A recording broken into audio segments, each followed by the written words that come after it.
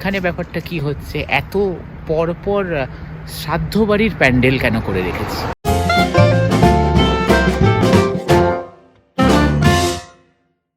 Hello and good evening বন্ধুরা।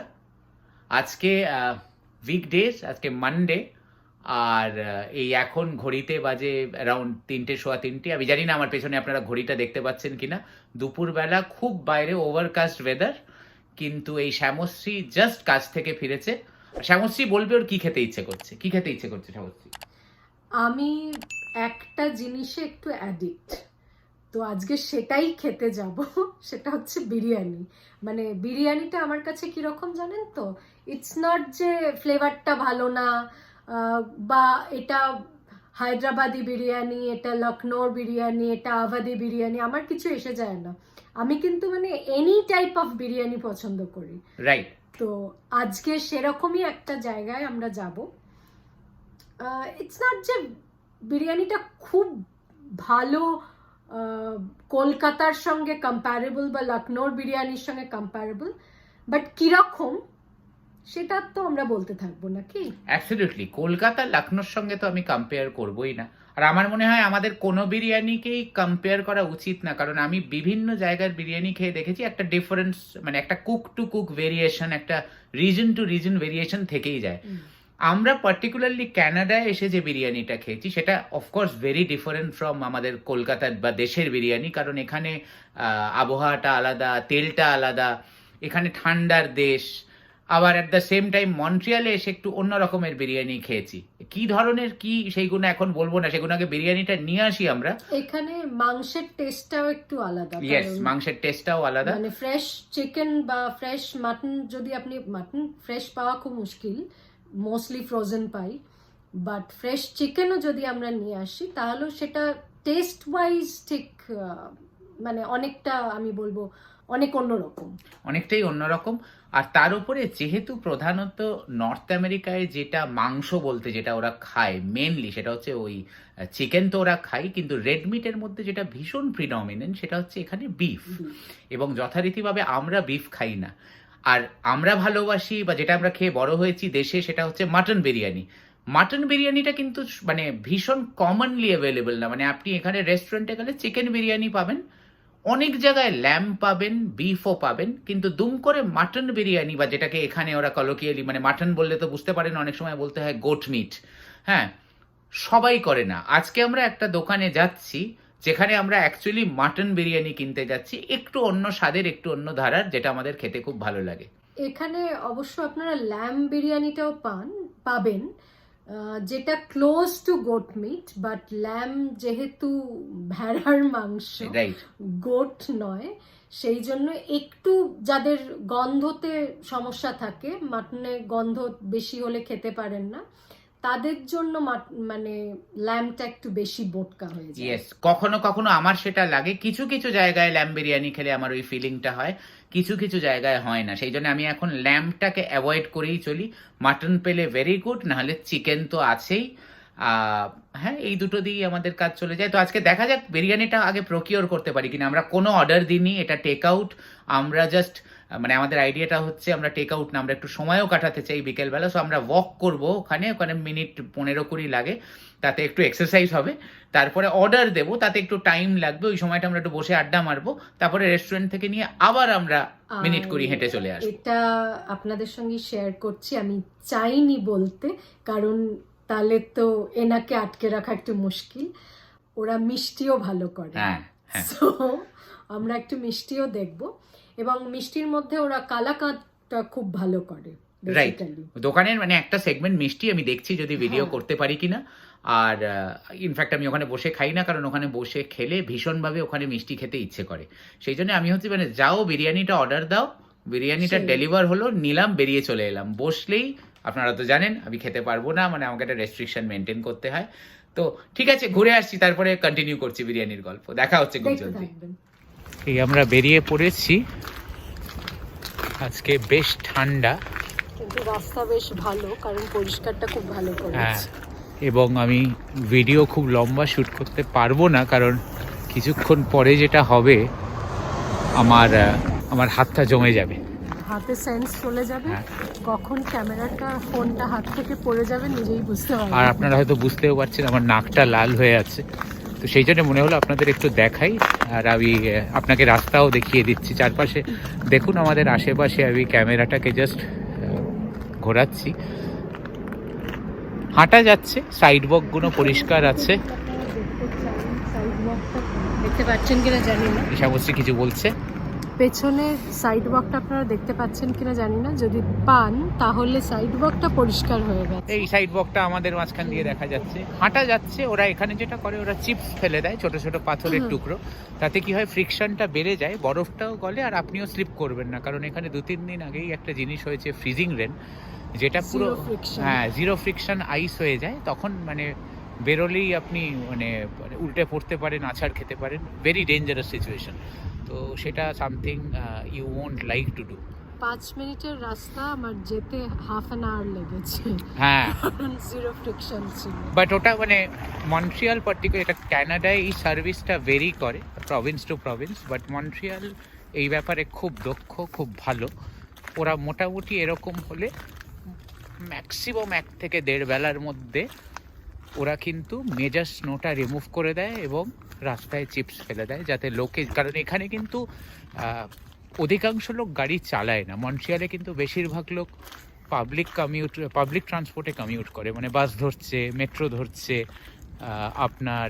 তো সেই জন্য তাদের তো যাতায়াত, চাকরি বাকরি, স্কুল আছে, আর প্রচুর ছাত্র আছে। It is very highly populated in students. তো সেগুলো একটা ফ্যাক্টর কাজ করে। আর এই সবই আমাদের হাঁটতে ভালো লাগছে। এই হাঁটাটা আপনাদের হোপফুলি আরও বেটারভাবে, আরও উইথ ইজ, এক্স্যাক্টলি এটাই বলতে যাচ্ছিলাম, সামারে দেখাতে পারবো। কিন্তু সামারটা তো আমি কোনো টেকনোলজি আনতে পারবে না। সামারের জন্য we have to be patient. আমি জানি অনেক জায়গায় গরম নিয়ে লোকে কমপ্লেন হয়তো এখনও করছে, বা অনেক জায়গায় সেরকম ঠান্ডা পড়ছে না। এখানে তো ইউনিফর্ম উইংটা, সো এইটাই আর কি। এই যে দেখুন শামশ্রীর ব্যাকগ্রাউন্ডটা পুরো সাদা হয়ে আছে, এটা একটা বাড়ির সামনে, মানে এখানটা অ্যাকচুয়ালি ঘাস। আচ্ছা, এখানে আপনারা দেখতে পাচ্ছেন কিনা জানি না, প্যান্ডেলের মতো একটা জিনিস যদি দেখতে পান গাছের পাশ দিয়ে আমার ঠিক পেছনে, ওটা কিন্তু টেম্পোরারি ঢেকে নিয়েছে সবাই, কারণ এখানে গ্যারাজের খুব প্রবলেম।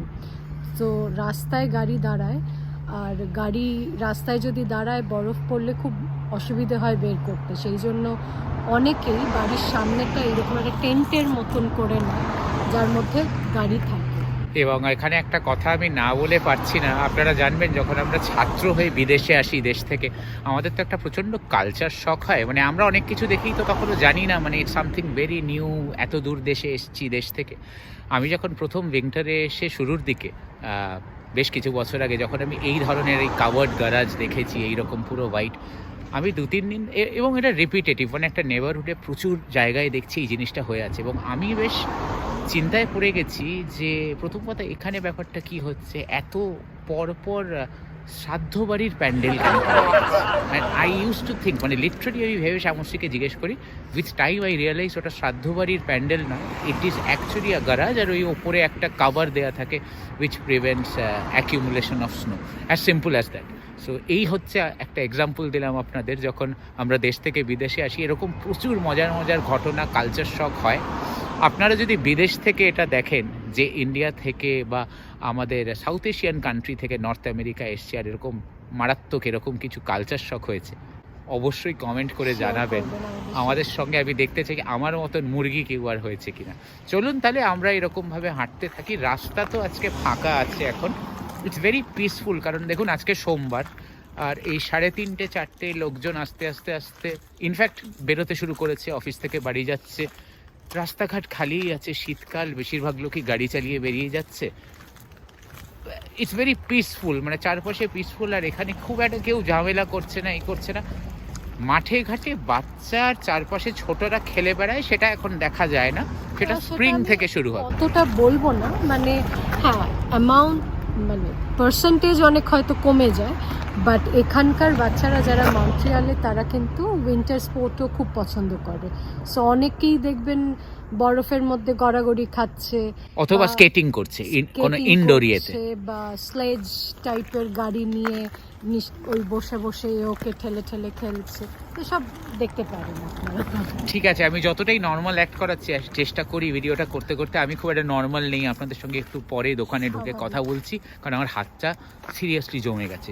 চলুন দেখা হচ্ছে। এই আমরা পৌঁছে গেছি, ভেতরে এসে আপনাদের দেখাচ্ছি এখানে টিপিক্যাল চেহারা। এখানে সব সফট ড্রিঙ্কস রাখা আছে আর সব সুইটস, আজকে বেশ নতুন স্টক এসছে মনে হচ্ছে। টিপিক্যালি এগুলোই দেখবেন আপনারা। দেখুন এখানে গোলাপ জামুন করেছে, বরফি করেছে, নানান রকম। এখানে আমি তো দেখতে পাচ্ছি মিল্ক কেক, যেটা আমাদের খুব পছন্দ হয় আদারওয়াইজ, এইসব করেছে। তো এই হচ্ছে ওদের মিষ্টি সেকশনটা। আর একটু এগোলে ওদের অ্যাকচুয়ালি লঙ্কা সেকশন আছে, ওরা অনেক স্ন্যাক্স তৈরি করে। এইসব এখানে তৈরি হয়ে আছে, south Indian Sri Lankan snacks, samosa, এইসব আর কি। তো দেখি অর্ডারটা দিই।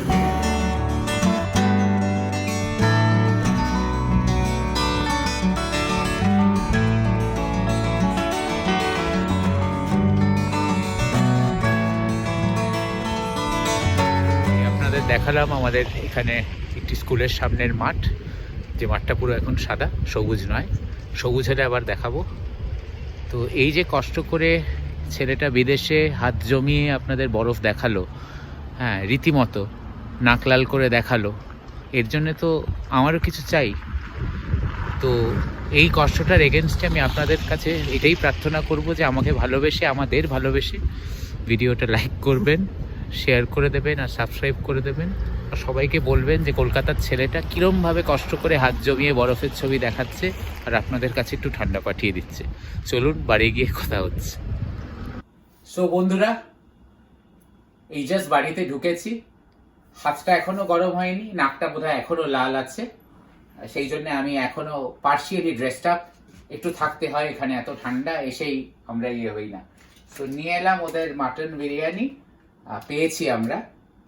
ওদের বিরিয়ানির দাম হচ্ছে টিপিক্যালি $14.99, মানে অ্যাবাউট $15।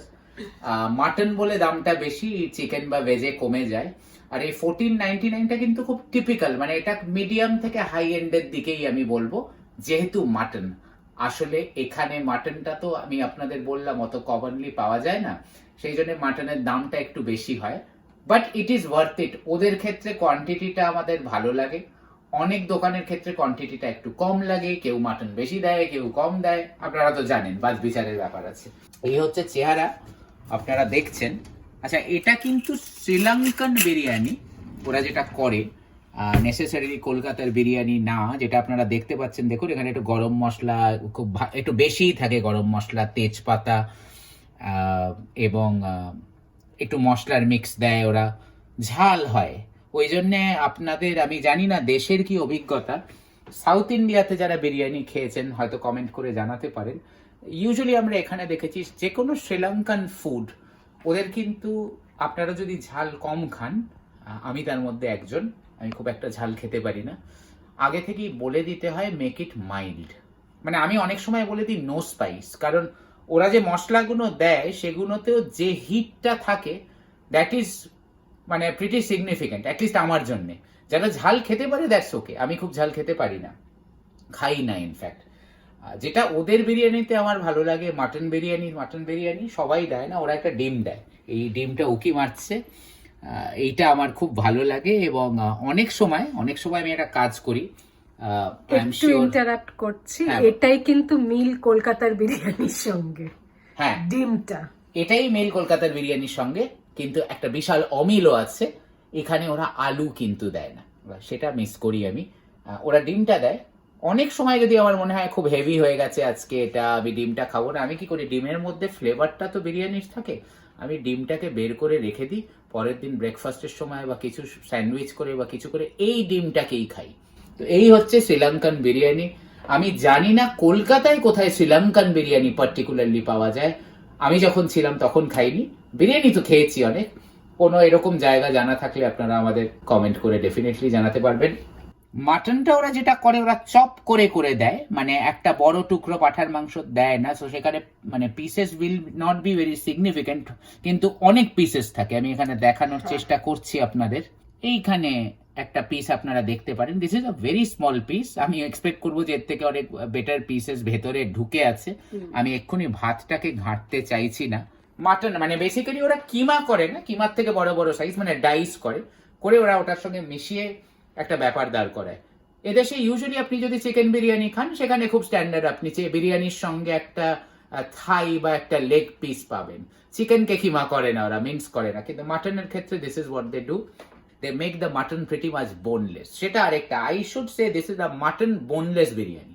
তো এই হচ্ছে আজকে আমাদের হাফ ডে প্ল্যান, আপনাদের দেখালাম আজকে শ্যামশ্রী আসার পরে একটা জাস্ট ফর আ চেঞ্জ আমাদের কিরকম দিনটা কাটলো। আর হঠাৎ একটা প্ল্যান চেঞ্জ হলো, রান্না বান্নার থেকে একটু রেস্ট হলো, একটু বিরিয়ানি খাওয়ার প্ল্যান এসে গেল। ইউজুয়ালি সোমবার আমরা এরকম প্ল্যান করি না। তো এই আর কি, খুব তাড়াতাড়ি আসবো আবার আপনাদের কাছে, আবার আপনাদের সঙ্গে অনেক গল্প করব, কিছু ইনফরমেশন শেয়ার করব। এটাই আমাদের কাজ, আপনাদের কাছে এই অদ্ভুত অদ্ভুত জীবনের ছোট ছোট রসগুলোকে পৌঁছে দেয়া। ভিডিওটা যদি ভালো লাগে, যাদের মন ভালো করতে পারে তাদের সঙ্গে শেয়ার করে দেবেন।